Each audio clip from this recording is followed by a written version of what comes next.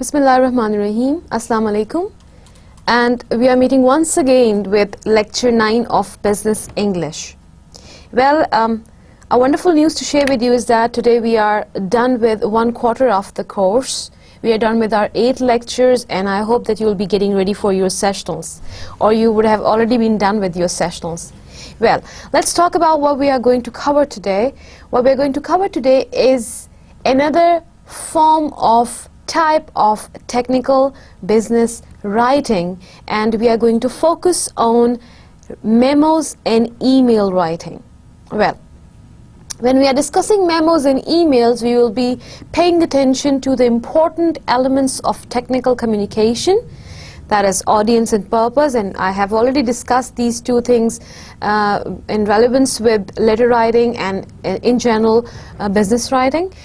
Difference of conventions of letter writing, memo writing and emails writing, what marks the difference between these 3 types of documents, and then writing strategies that would mainly involve tone, you approach, 7 C's, all the things that although we have discussed generally so far, and we've already discussed them when we were discussing letter writing, but we will try to incorporate them once again while doing memos and email writing, so they are there. The concepts, we would like to have them strengthen whenever we are doing a new type of technical business document.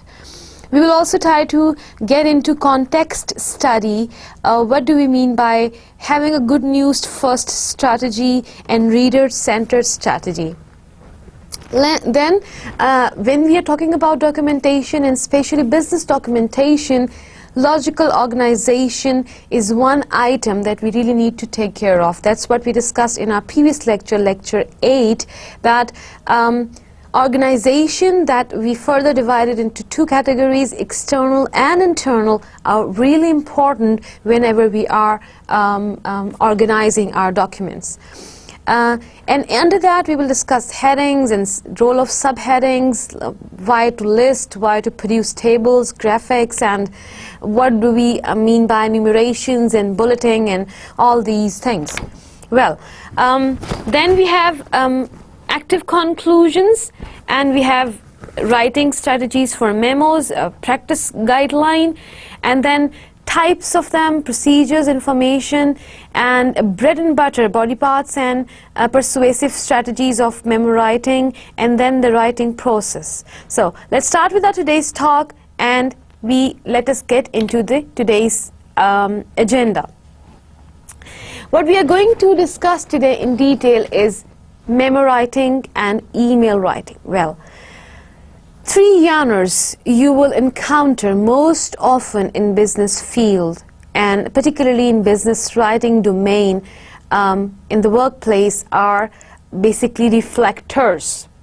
They reflect what you think, they reflect what you decide, they reflect your personality, they reflect the personality of the business that you are running or you are working for, they reflect your professionalism, your capacity, your capability, what you hold and what you exhibit. So these reflectors are basically letters, memos and emails. In some way, basically, it's family of the same kind of document, and you can call all these 3 types of documents sister documents. Well, we've already discussed the letter part, and but we are going to touch upon it to mark the difference between letter, memos and emails. Well, why do we call them reflectors? Because they reflect image of you and your company, you and your business, you and your personality, and often act as the wrapper to larger technical documents. So resumes, proposal, reports are the larger technical documents, and for these 3 types of documents, memos, emails and letters they work as wrappers, as you can call that, tiny wrappers or flashes of information. Whenever you have resume, you will have a cover letter with that. If you have a proposal, you have a transmittal letter with that. You have a report, you have a letter of transmittal with that. So you always have letter, emails and memos going with these big, large canvas documents. So they are important individually as well as they are important when they are accompanying a larger canvas document. When you encounter a new genre, remember the two most important elements to technical communication. One is audience and other is purpose. I've already discussed this phenomena with you. And we understand that why do we need to understand audience? Because there are certain things attached with that. In order to make our decisions, we need to know who the audience is, who we are writing to, what background they share, what gender they are, what perceptual screens they share. Will they be receiving message as an individual, or will they be receiving message as a representative of a company? And what is the background of the subject? What is the foreground of the subject? So all these basically measures will help us take our decision being writer and will help us be informed writer. Well, and basically the knowledge about audience will then lead us to be clear about our purpose, whether it is to inform or it is to persuade or it is both of these things together, or it is any third purpose that is there that cannot be put under any of these categories. So audience and purpose are two important, most important factors of this writing process whenever you are doing technical business documentation. We have had our detailed discussion about letter conventions, but just to refresh your understanding so you can understand what differentiate between letter and memos and emails is that the letter convention is the oldest, most formal of the three genres, and it addresses someone in another organization, or it always concludes with a signature in ink. We understood this thing in our during our detailed discussions. However, memo as a convention is less formal and shorter than letters. So with the very first difference that we are marking is of length. Memos are always shorter than letters.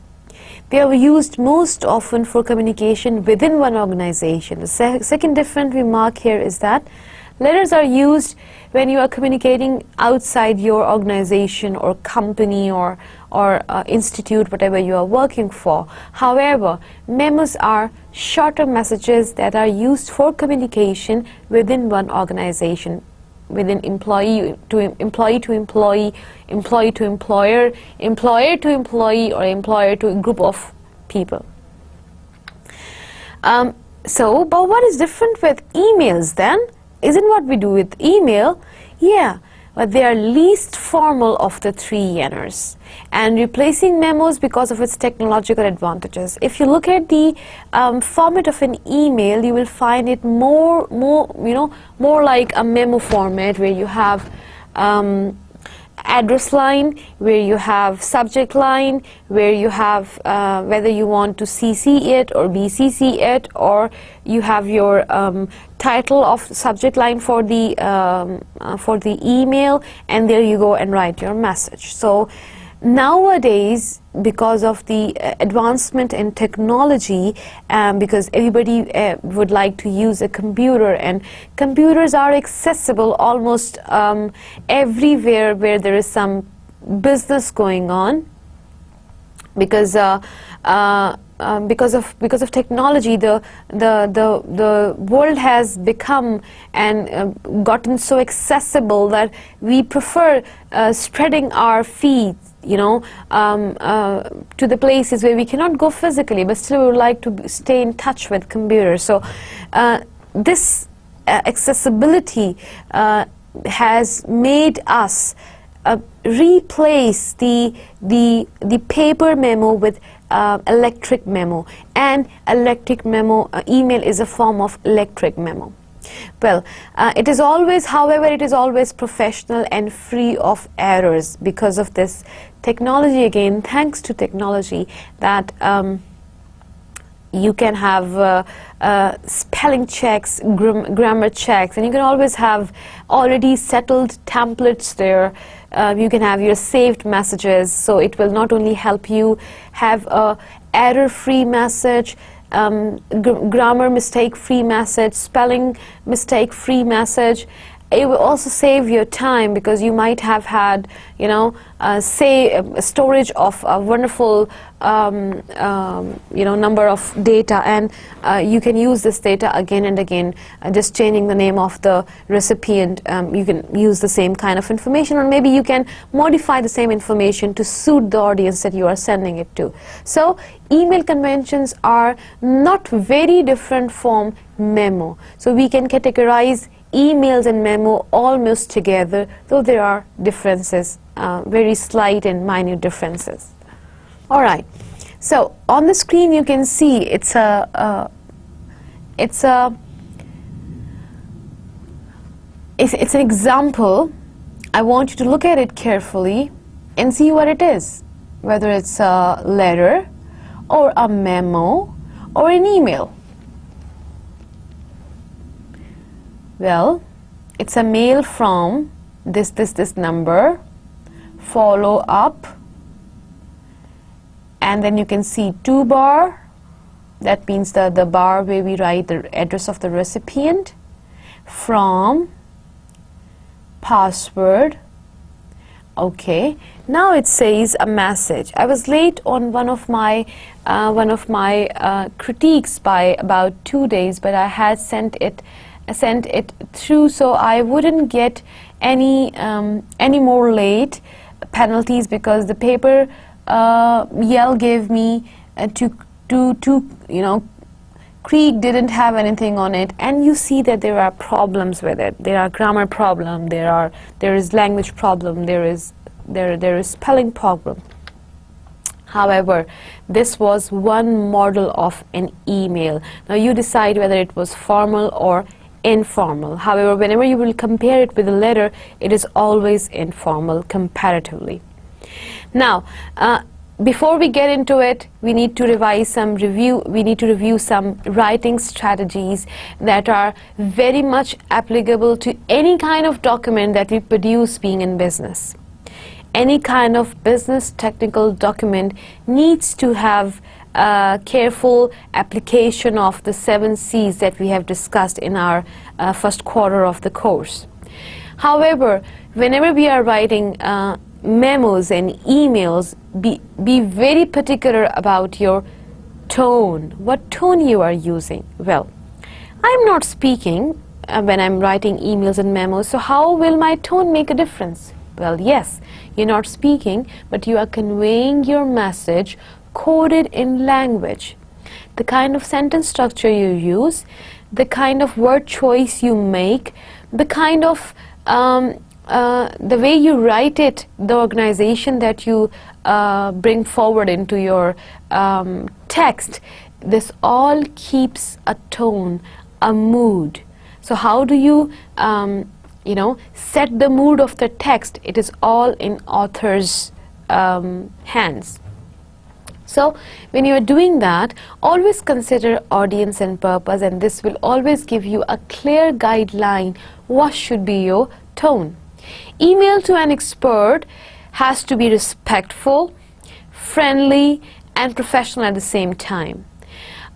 Complaint letters, they has to be firm, formal, demanding, but not threatening at all. And we discussed all these things when we were discussing our when we had a discussion regarding letters, that what are the conventions of complaint letters, conventions of acknowledgement letters, conventions of thank you letters, so on and so forth. Okay, so you know that knowing about, having information about what are you going to talk in the text of your email, who is your audience, what is your purpose to be achieved, this all enables you basically to set the tone of your message. Now the word you really affects your tone. Well, congratulate and thank with you. But your company always provides the best service. That's fine, because you are complimenting your reader. But do not use you when giving bad or negative information. You usually work produced a bad, toaster. Alright, my toaster no longer works. Okay, so you look at the thing. Whenever you are complimenting, you can use you approach and separate the individual from the lot. You are the one who has done this wonderful job. So the person would like to take the credit, no matter if he or she has done it or not, but you always like to take credit. So if somebody is saying you in that way, if with a positive note, you don't mind. However, if something bad goes on and you are being pointed as you have been the reason for all this destruction, you are being separated from the lot, you may mind it, and this may affect your positive energy and your performance. So try to, over here, either try to use a cumulative kind of pronoun and not putting an individual in the limelight, but talking in general, or if it is important, then try to put the thing being done in the limelight instead of the one who has done it. Like here, usually work produced a bad toaster. No, my toaster no longer works. So it's a toaster that has a problem with. I have no problem with the one who has made it. I have problem with the product that has been produced. So this is the difference between avoiding you strategy when attaching a negative note with it. Pointing out, you must have dropped the engine, the housing is badly cracked. So this you approach always separates you and the one you are talking to, and bridge and creates a gap between two of you. A good business person would always like to bridge gaps, not to create. So because you always want to have good public relations, and however at the same time you should know how to move around and how to control things the way you need to control for your business's benefit. Now the better option to say the same message that you can see on the screen is the badly cracked housing suggests that your engine must have fallen onto a hard surface from some height. Look back, you must have dropped the engine. You must have dropped the engine. It's understood that somebody would have dropped the engine, but it's fair to say the badly cracked housing suggests that your engine must have fallen onto a hard surface from some height. So you understand this from person to object move when you are talking about something bad attached with it. Now, brief purposeful introduction. The first line should clarify topic and purpose. We have just discussed this aspect that memos are always comparatively shorter than letters. So, but however, we still keep up with the conventions of having a clear idea communicated, because we can never leave 7 C's whenever we are documenting business and technical documents. So if it's not the first lines, the first line should clarify topic and purpose, and no more than 4 or 5 lines should be there in a memo to make it look like memo, because if it goes more than that, it will automatically become a letter. Well, avoid diving into details too early or before the purpose of the communication is mentioned, because then otherwise it will be an ambiguous communication. Review the context. We are forgetful and busy people, so all the time we forget what we are talking about. So maybe when we start writing our memo, in the very first line we talk about it, and the second line we get distracted, and this distraction will cause you write something that may not be very necessary or may not be very relevant to the message that you want to set. So always put down a note what you want to convey and review your context. Your reader may not be familiar with the situation, so be sure if you have to provide some background. So you have to be very clear about this, that what information is needed. So once you have a clear idea about your audience, the purpose that you want to be served by sending this message, you will understand what should be length and circumference of your message. What are the things that your message needs to cover? Well, you can see a wonderful thing on the screen. Well, what is this? A cookie. This cookie gives a message of follow a good news first strategy. What is this strategy about? Let us have a look into it. And then the second thing we will discuss along with this, use a reader-centered strategy.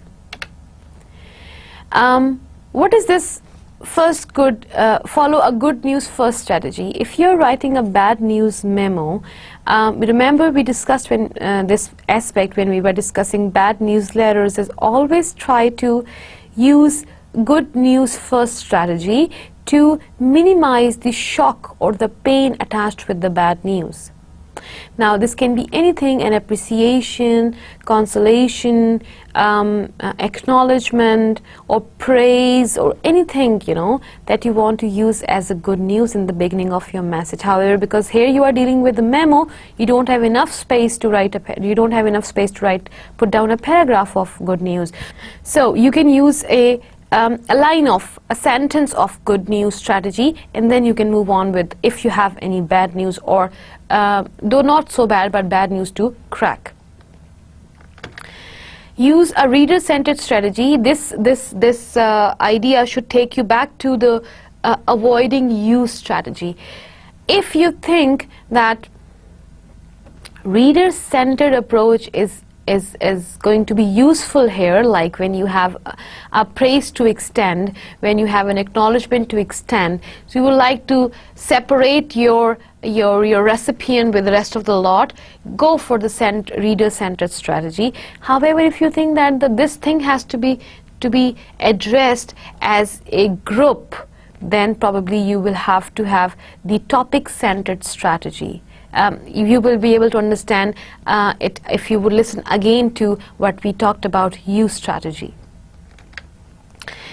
Organize your paragraphs logically. If you have a paragraph inside your memo, state the subject and purpose. Now, how do we do paragraph writing? This talk is going to refresh your understanding of paragraph writing. We've always been told in schools and colleges that a paragraph needs to have one idea to be discussed, and a paragraph has one topic sentence. The very first sentence of the paragraph is usually the topic sentence. However, this can be the second one for some reasons that the writer would know. And the rest of the sentences in the paragraph are supporting sentences that support the main idea. They can be illustrations, they can be examples, or they can be explanation of the topic sentence. And the last sentence is normally a concluding sentence if it's a single paragraph, or if there are more than one paragraph, then it can be a linking sentence to create a smooth back to start with the new paragraph. So some quick tips for you to organize your paragraphs is that state the subject and purpose. Explain the problem in detail. Describe how the problem inconvenienced you, or state what you would like the reader to do. Thank the reader for his or her response, and provide contact information. Alright, now keep your paragraphs short. Conciseness, pithy. Your text has to be pithy, precise, to the point, no more information than necessary. But the question is, how do I know that this is necessary or this is unnecessary?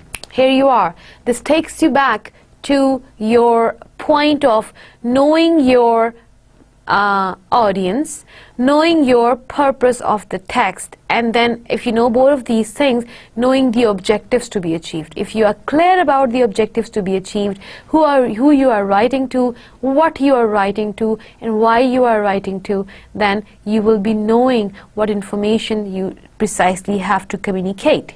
So this necessary thing can be defined easily if you are a well-informed writer. So why do we need to use headings, lists and tables? Well, headings are there to provide your readers with the clear-cut cluster categories of information. How many the number of headings I am providing in my article will let my readers know that there are a number of boxes of information that, although they all are connected together, but still they stand as individual entities, and I need to understand all of them to have a coherent understanding. List of ideas. Inside one under one heading we can have subheadings, and under subheadings or under the main headings we can have list of items. List of all items, it's always a better way to list the items down instead of writing them in the paragraph if they are many in number, because this is the way they are clear to readers. How many are there, and you can quickly spot them and you can quickly go through them and seeing that there are 6 in numbers or there are 8 in numbers, instead of putting this information into a paragraph by either putting commas or semicolons. Then tables, it's a form of graphics, and tables are to illustrate data that is complex to understand if written verbally. It is always better to illustrate that data. For example, if I want to talk about my company, how much my company has helped me move up in the market in last 10 years, probably if I have to give data, I would prefer a table or a graph than writing into a paragraph. By enlisting numbers of last 10 years, the products I'm talking about, I will set my axis, y-axis, x-axis, and I'll show what kind of trend that I can figure out, whether it's an uprising trend or it's a falling trend, there's some increase in the profit or decrease in the profit. You see, I'm talking about all those words that we've already discussed in our previous lectures. So a table, these graphics, they are to illustrate the data, and the illustrations help us in 2 ways. Number one, they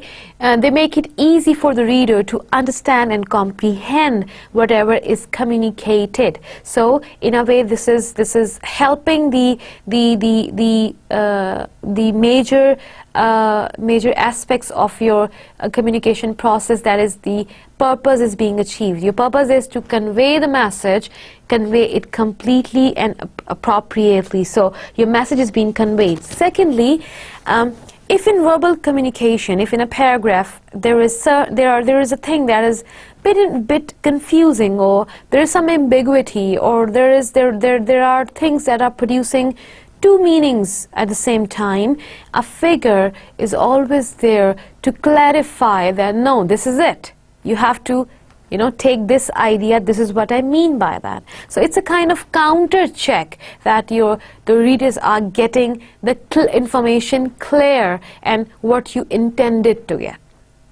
Do you get my point? So headings, subheadings and listing, these are the aspects we take care of when we are concerned with organization of our document, but they are equally important when we are considering the comprehension and understanding aspect of our document, and graphics play significant role in that. They are visual aids, they are helping tools that we can use to aid the comprehension of our reader or clarify what we want them to understand. Have an active conclusion. Tell your reader what you want, because it's not a story that you are narrating. It's not an article that you're just writing for information most of the time.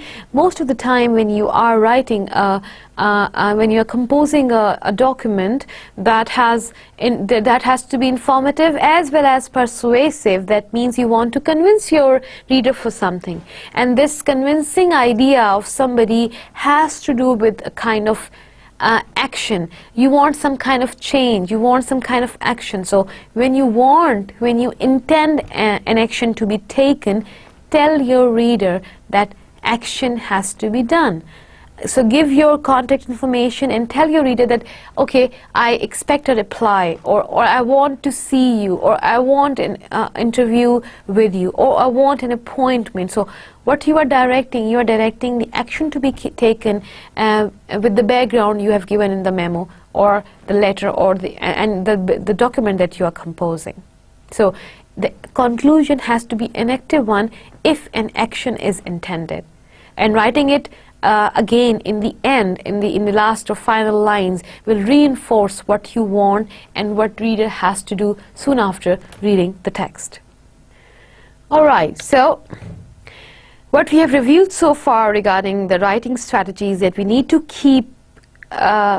be very careful about are paying attention to tone, having a brief state your purpose introduction, review the context, if writing a response to some other communication, repeat the detail of the context, so you know the readers, they are reminded of what they are going to read about and why they are reading it, and follow a good news first, bad news last strategy if there is a bad news to crack, and use a reader-centered strategy, because reader and writer usually have a mutual goal. They both want something, so both parties need to feel they have gained something.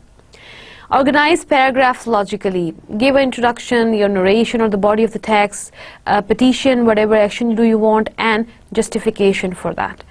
Alright, once we are done with our basics of the review, we are ready to start with our memo writing and email writing. Well, what do I mean by writing memos? Well, why learn to write memo? Although email has reduced the paperwork and paper flow, many professionals continue to write memos, and you will find, if you are a working professional, you will find many post-its stick on your table, on your laptop, on your computer, to give and these are short messages from your colleagues or from your boss. You will, as a professional, spend considerable time reading and responding to memos. So the points to remember when doing a memo is memos are a form of internal correspondence for employees. So you are getting to know two new terms: internal correspondence and external correspondence. I repeat once again, internal correspondence is done within an organization. However, external correspondence is done outside the organization. The format of memos differ extensively from letters. Memo formats may vary though.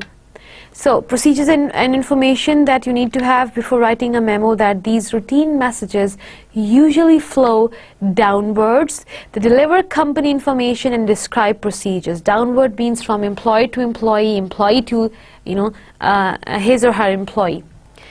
Tone is very important. Messenger seek employee participation and cooperation. So you have to talk like a team member rather than a team leader all the time. However, it may vary. If you have to sound like a team leader, you have to take care of that aspect. Request and reply memo. Well, memo requests for information and action follow the direct pattern, and memo replies are also organized directly with the most important information first. So you need to know what are the characteristics of successful memos and email messages. Although we have talked about the styles and strategies of writing when composing memo, however, there are certain formats that these memos are written in. So it's very important to understand about to know about the formats of memo writing and the spatial parts that you need to address. So on the screen you can see that memos, they usually have certain headings, 4 of them, to, from, date and subject, and they have single topic, and the conversational tone is usually informal, and conciseness is preferred because of the length limitation that we have in memo, and we have visual signaling as well. We can highlight, how do we do visual signaling? We can highlight important things, we can number them, we can bullets them, and these strategies are also known as visual signaling. The writing process of a memo is that you analyze and anticipate. Analyze the situation, what is to be discussed or communicated, and anticipate the questions that may come after you send your memo, because it is always very important to be clear about memos, because if you are clear, you will have less memos to read and less memos to write. Because if I send a memo and that is ambiguous in nature, or the context and the action is not clear to be taken, I may get a memo in reply with a question. So if I am able to give clear instructions and I can anticipate the messages that may come after, I can address them in the very first memo that I send. That should stop the process of getting into unnecessary lengths and details. And how can I analyze the situation? I can research about it, and then I can compose my message with a clear and informed head. I can revise my memo, proofread and evaluate if it is befitting my objectives that I want to achieve. For memo formatting, line up all heading words with those following subjects and leave side margins of about 1 or 1.5 or 1 1/4 inches, and indent the lines following bulleted or enumerated items. Enumerated means if you're giving them any number, 1, 2, 3, 4, and bullets, you already know that these are black dots usually, though there are now other designs available. Do not include complementary clause or signature because that is not needed. This is the standard memo format that you can use. However, since they are more active within an organization, each organization may have a memo format, and they may have templates for that. They may have their own memo heads for that. However, if you don't have it, you can always go for a standard format. How do you analyze and anticipate? To make you understand this process, I offer a few questions for you to think about whenever you are writing your memo.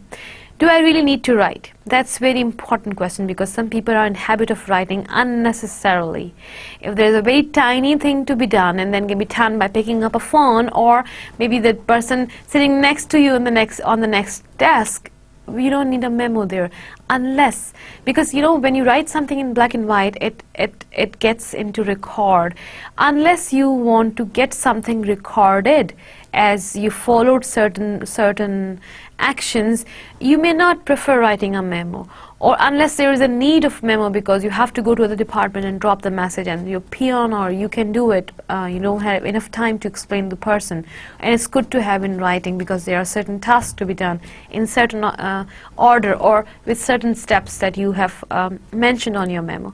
So you need to analyze if your memo has to be written. Do I need to write, or do I really need to write?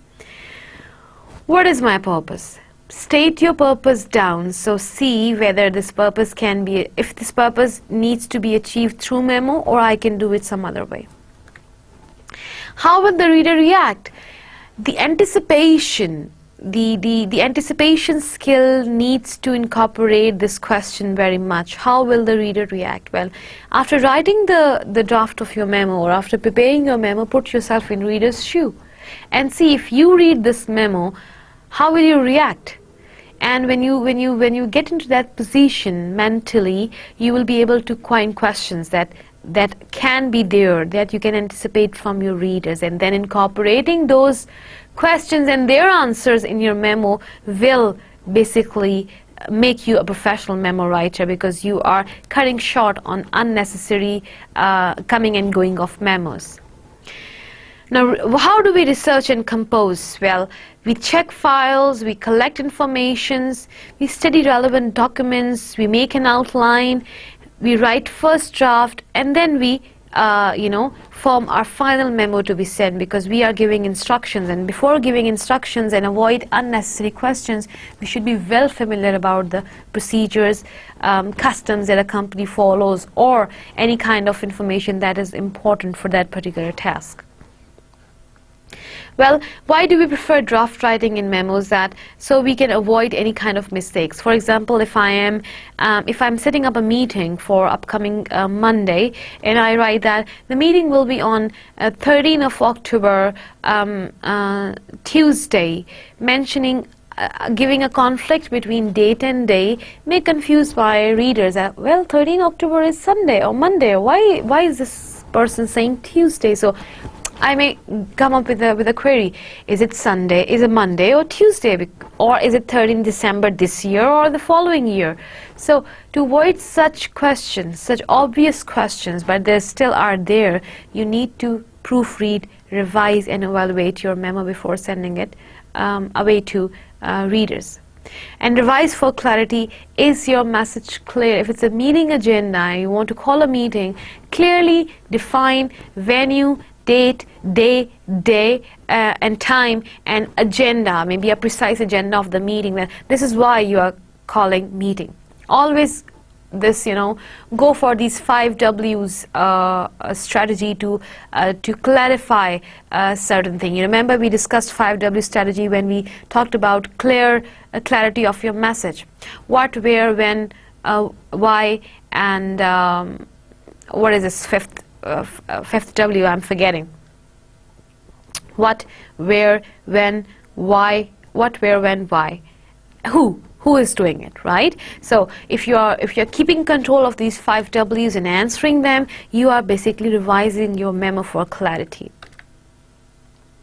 Revise for correctness. As I said, whatever information you have in your head, make sure it's transformed on the paper as it is. At times it happens. At times it happens that you are clear in your head what is to be communicated, but when it comes to writing it down, you either don't write the complete information, taking it for granted that your readers might know it. No, they know it or they don't know it, but write it down, whatever you want to be conveyed, because what you think is not conveyed, but what you write is being communicated to the readers. Plan for feedback. So what feedback you expect when you are giving certain instructions and you want some action to be taken. If you are a skilled professional, if you are a trained professional, you always know what is going to be the feedback of the memo or reaction of the memo, and how do you need to react on the reactions. So plan your feedbacks. Now, organization of memo is very important. Your memo needs to have heading or headings if it depends on the kind of message that you are conveying. You need to have a subject line in your memo telling your reader clearly what your memo is about. You must observe this subject line in your email template, electronic template for memo as well.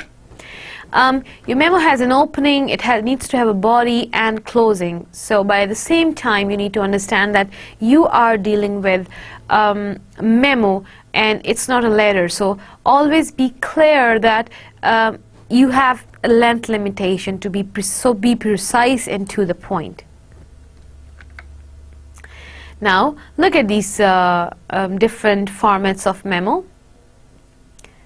Date, from, to, from, date, subject, date, to, from, subject, date, to, from, and through, who is carrying it, and subject. These are 3 different memos, headings that we follow in our business scenarios or business situations. So it depends what you prefer in your situation, or what is being preferred by your company as company tradition. You can follow any one of them. Subject line. What is a subject line? What do I mean by subject line in a memo? Same as the subject line gives the idea, it summarizes the main idea of the talk that you are doing. Maybe budget meeting June 3, 10 a.m. It's the subject line of the memo that clearly gives the idea that this memo is going to be about the budget meeting that is on June 3rd at 10 a.m. what is required? You need to talk about what is required, be brief, does not need to be whole sentence. Your subject does not need to be whole, subject line does not need to be whole sentence. It can be a fragment, it can be a phrase. It has to be brief. It has to be about what is required out of this memo, what understanding is required. This is the understanding that you write it in a phrase or maybe in a sentence. You can omit articles. You can see that we don't have the budget meeting. You can omit articles because it's understood, since it's moving within the organization, so things we are talking about are very much here that relate to or that are relevant to us. Does not need period. If it's a phrase or a fragment or you're putting words together and don't want to write a complete sentence, it does not need a period. Alright, so once again, while we are going to close our discussion, quickly revise that. What do I mean by opening of a memo? It starts directly, restate and amplify the main idea, and indirect openings are usually ineffective openings. So you have to have a direct opening. Let me give you an example of an indirect opening. You can see it on the screen. Like this is to inform you that we must complete the annual operating budgets shortly. Over the past 2 months, many supervisors have met to discuss their departmental needs. Well, a direct opening can be, all supervisors and coordinators will meet June 3rd at 10 a.m. to work out the annual operating budgets for their departments. So direct gives you shorter, lesser number of words. It gives a clear-cut idea of the message. Secondly, it's an active tone. You are talking about active voice, what is to be done, instead of making it passive, indirect, and hence ineffective.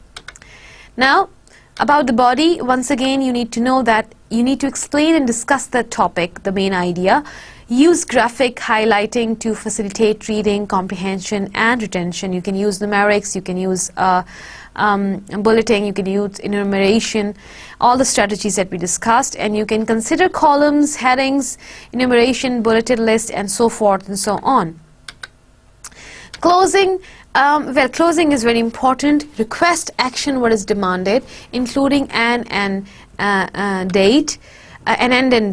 Give your deadline. Summarize the message or provide a closing thought. What you want your readers to leave the reading with. Like if I want my last line to my reader to end with this thought, I have to be clear that I leave this message at the end of the talk. So request action in the closing, summarize message, or ends with a concluding statement. Now, one thing that you need to know is a clear difference between an effective and ineffective memos. Look at the screen. You have 2 examples, and I hope the examples very much tells you, the example very much tells you that why it is ineffective. Alright, this was all about today's talk regarding memo writing, and I hope by now you are all clear about your concepts regarding the difference between letters, memos, and emails, and you got into the discussion where you could analyze the difference between memo, the characteristics of memo, to differentiate between how memo is different from letters and how do we write memo, the parts of memo, the writing strategies that we need to take care of, the aspects that we go through systematically and in an organized manner when we are writing a memo. I hope when you would do email writing and detailed discussion with me, you'll better understand all 3 conventions separately. Well, this is time for our listening activity.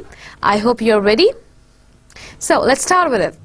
Alright, let's start with our listening activity of the day, and we are going to listen to Boris, a French professional working in the UK.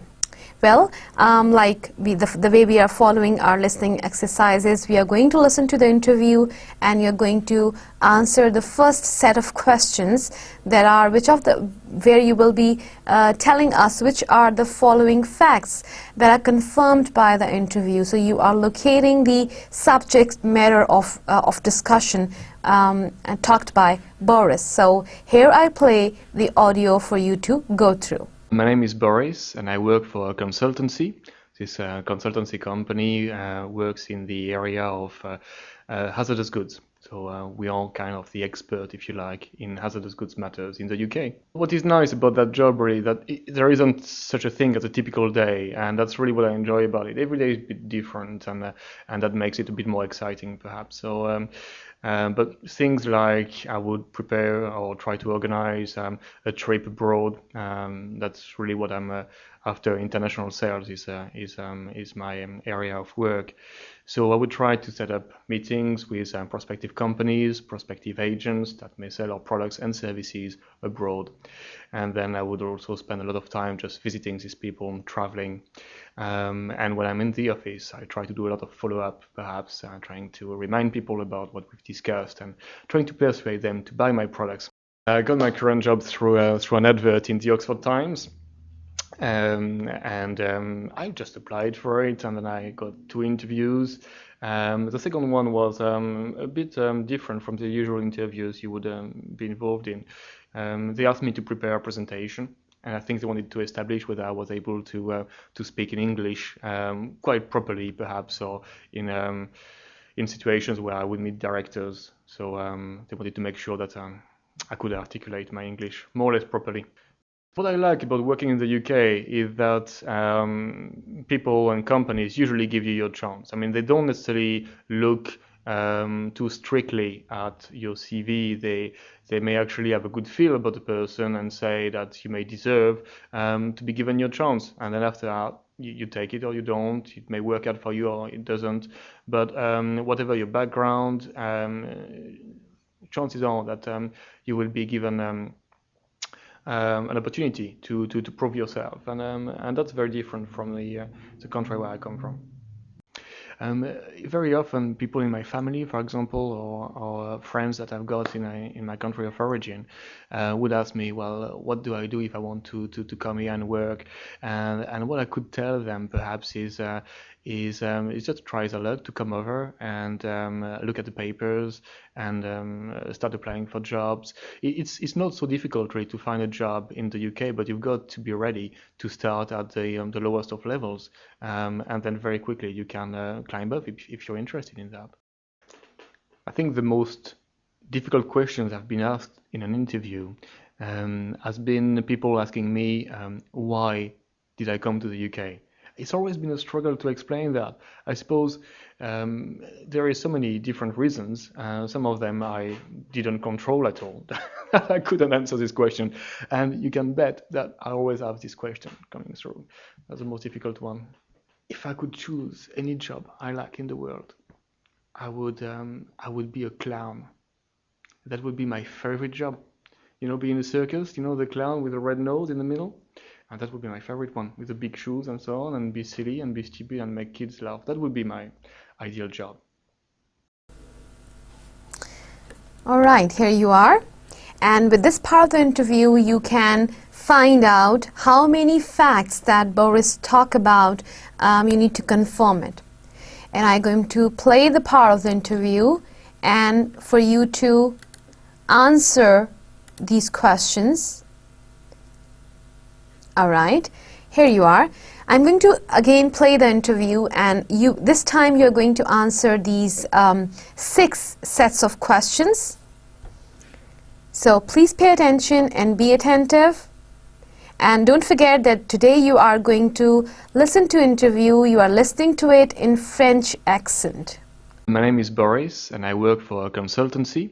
This consultancy company works in the area of hazardous goods. So we are kind of the expert, if you like, in hazardous goods matters in the UK. What is nice about that job really that there isn't such a thing as a typical day, and that's really what I enjoy about it. Every day is a bit different, and that makes it a bit more exciting, perhaps. So.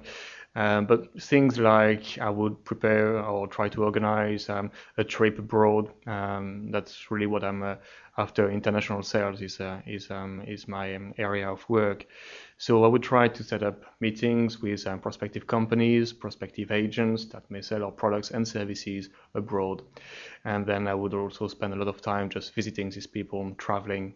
And when I'm in the office, I try to do a lot of follow-up, perhaps trying to remind people about what we've discussed and trying to persuade them to buy my products. I got my current job through an advert in the Oxford Times.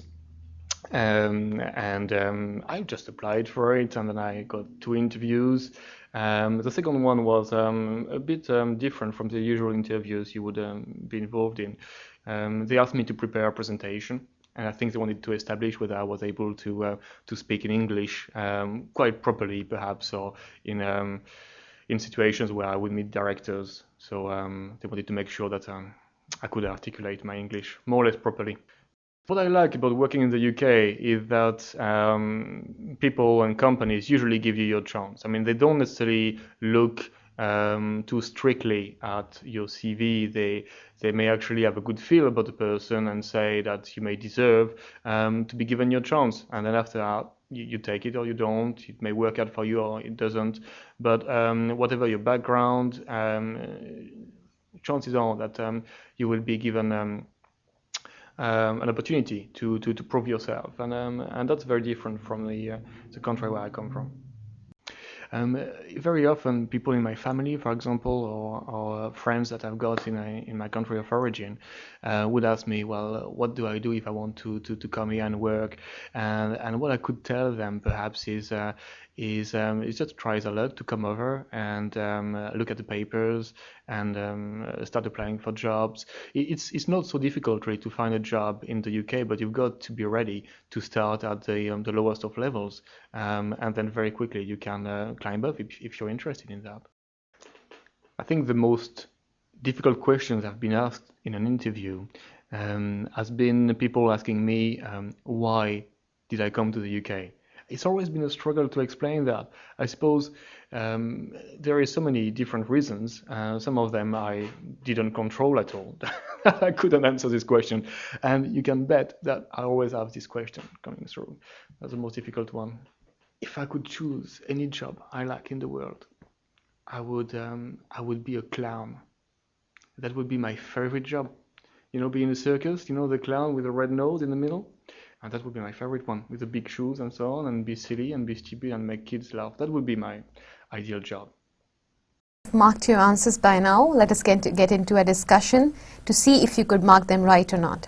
Well, when the following statements you had to confirm as question number 1, the very first statement that the interviewee makes, Boris makes, travel is a big part of Boris' job. And then he says, Boris likes variety in his work. And the third is, Boris finds it hard to explain why he came to the UK. Second answers, the highlighted in red, that hazardous, dangerous goods, Oxford Times, newspaper. Boris had to do 2 interviews to get his current job, to test his English before giving him the job, and Boris sometimes gives advice to family and friends about how to get a job in the UK. The third question says that Boris works in international sales. 3 main parts of his jobs that are mentioned in the interview were traveling abroad, meeting with customers, agents, companies, and following up meetings to try to make a sale. Then the fourth one is, employers always ask Boris why he came to the UK. He can't easily answer this question. There were many reasons that he came to the UK, and all of them were within his control. The fifth question is, Boris likes the fact that the working practices in the UK seem more flexible than in this country, and he thinks that employees are more likely to give a potential employee a chance simply because they have a good feeling about the person. Employers do not really solely on information contained in a CV. In the UK, you have a greater opportunity to prove yourself.